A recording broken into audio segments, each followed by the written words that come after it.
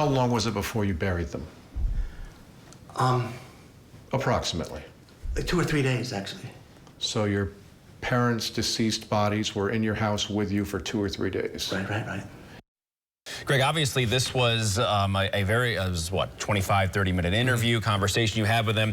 When he first walks into the room, and as you sort of were able to interact with him over the course of that time, what was his demeanor? What was it like? And what kind of vibe did you get off of him as this conversation unfolded? Well, he was a man who did have a message he wanted to get out, and it was a bit of a rambling. We called it a manifesto at one point. He called it a statement to the public.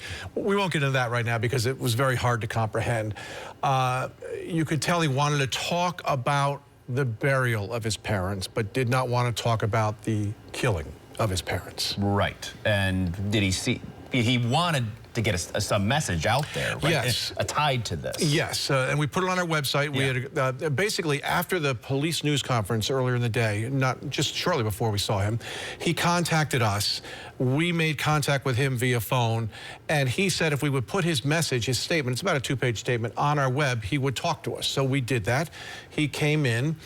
He made it very clear that he would only talk about the burial and not about what befell his parents.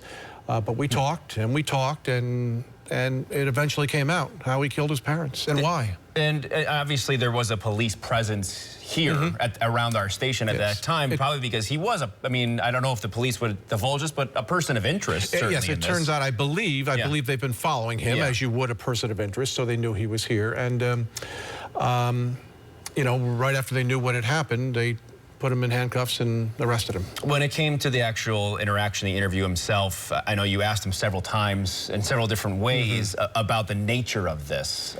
Was there a moment where you thought maybe he's not going to say it? I don't think so. I think he needed to say it. I think, eventually he wanted people to know that in his mind at least, and it could very well be the way it happened, that he was doing his parents a service, that his parents were elderly and were failing, and he felt he was helping them.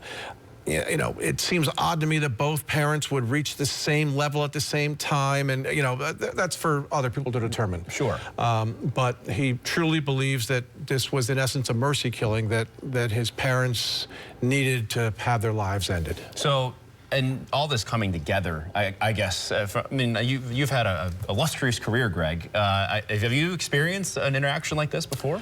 Probably not. And it's not like I'm proud of it or anything, because we have to keep in mind that 2 lives were lost here, and it's tough. And it was I just tried to stay calm the whole time and be a voice of reason as he spoke, and that's just the way it worked. And now the public can see the interview, and they can decide for themselves, was he, was there, in some ways, was this the right thing to do, or was this cold-blooded killing? It's going to be up to them and eventually a jury to decide. Yeah, Greg, thanks so much. Yeah, thanks, Tom.